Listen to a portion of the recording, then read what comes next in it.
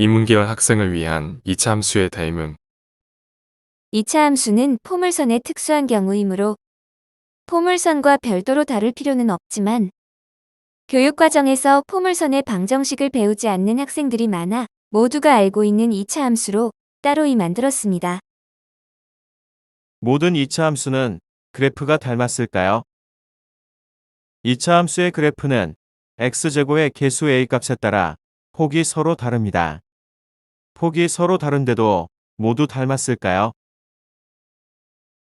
도형의 닮음을 증명하려면 두 도형이 닮았음을 증명하는 한 가지 방법인데 두 삼각형이 닮았음을 증명하려고 합니다. 닮음의 중심 O를 지나는 임의의 직선을 긋고 이 직선과 두 도형에 대응하는 변과의 교점을 PQ라고 할 때 선분 OQ와 OP의 길이의 B가 직선의 위치에 관계없이 항상 일정함을 보여주면 됩니다. 그림에서 두 선분 OQ와 OP의 길이의 B는 1.87로서 항상 일정하므로 두 도형은 닮았고 닮은 B는 1.87입니다. 이차 함수는 모두 닮았을까요? 이차 함수는 평행 이동시키면 꼭지점이 일치하게 할 수 있습니다. 녹색인 이차 함수는 y는 a x제곱, 갈색인 이차 함수는 y는 b x제곱이라고 두겠어요. 현재 a의 값은 0.44이고 b의 값은 0.78인데 a의 값을 변경하여 녹색인 이차 함수의 모양을 바꿀 수 있고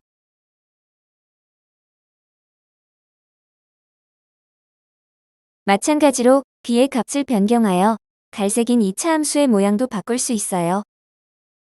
즉, 두 이차 함수는 미리 정해진 것이 아니라 랜덤이란 뜻입니다. 녹색인 이차 함수 위에서 임의의 점 A를 잡아 원점 O와 점 A를 지나는 직선을 그려서 이 직선의 방정식을 y는 mx라고 두고 이 직선과 다른 이차 함수와의 교점을 b라고 두기로 해요. 이제 선분 OA와 OB의 길이를 측정하고 직선의 위치에 관계없이 선분의 길이의 b가 항상 일정한지 알아보겠습니다.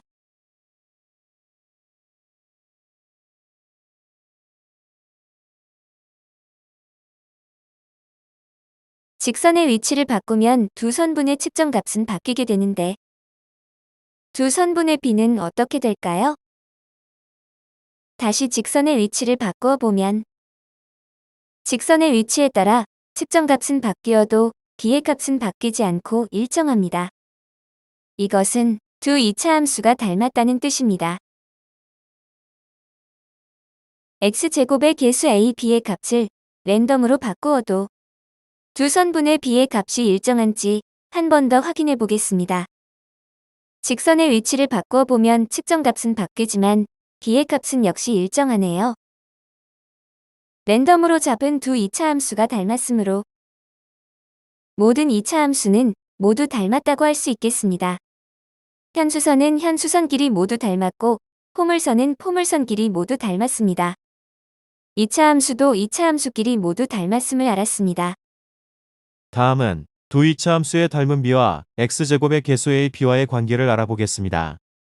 현재 선분의 b의 값은 개수 a, b의 역비와 같음을 보여주고 있네요. 개수 a, b의 값을 바꾸어 그래프의 모양을 바꾸어도 성립하는지 확인해 볼까요? 역시 성립하네요.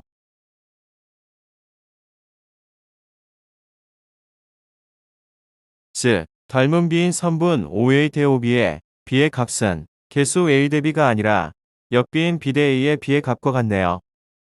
정리하면 모든 이차 함수는 닮았고 닮은 b의 OA 대 OB는 a 대 b가 아닌 b 대 a와 같다입니다. 수식으로 증명해 볼까요? 두 이차 함수와 직선의 방정식을 왼쪽 그림과 같이 두고 교점 A와 B의 x좌표를 각각 알파 베타라고 하면 선분 OC와 OD의 길이는 각각 알파와 베타가 됩니다. 점 A에서 y좌표는 이차 함수와 직선의 방정식에서 각각 A 알파 제곱과 M 알파가 되고 같은 점이므로 두 값은 같고 따라서 알파는 A분의 M이 됩니다. 같은 방법으로 점 B에서 베타는 B분의 M이 됩니다. 삼각형 OAC와 OBD는 닮은 삼각형이고 닮은 BOC 대 OD는 알파 대 베타와 같습니다. 따라서 닮은 B 알파 대 베타는 A분의 M 대 B분의 M이고 각각 A, B를 곱하면 B 대 A가 됩니다. 정리하면 이렇습니다.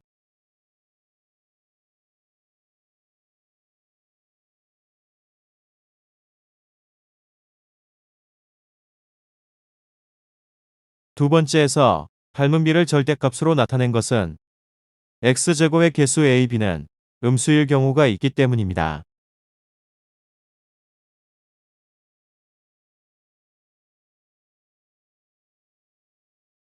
폭이 다른 두 이차함수가 닮았다는 의미는 꼭지점을 중심으로 어느 한쪽을 확대시키거나 축소시키면 완전히 겹쳐진다는 뜻입니다. 포물선에서 특수한 경우가 이차함수이므로 모든 포물선이 닮았으니까 이차함수끼리는 모두 닮았다는 것은 당연한 일이지만 포물선을 배우지 않는 학생들도 많아 덧붙여 만들었습니다.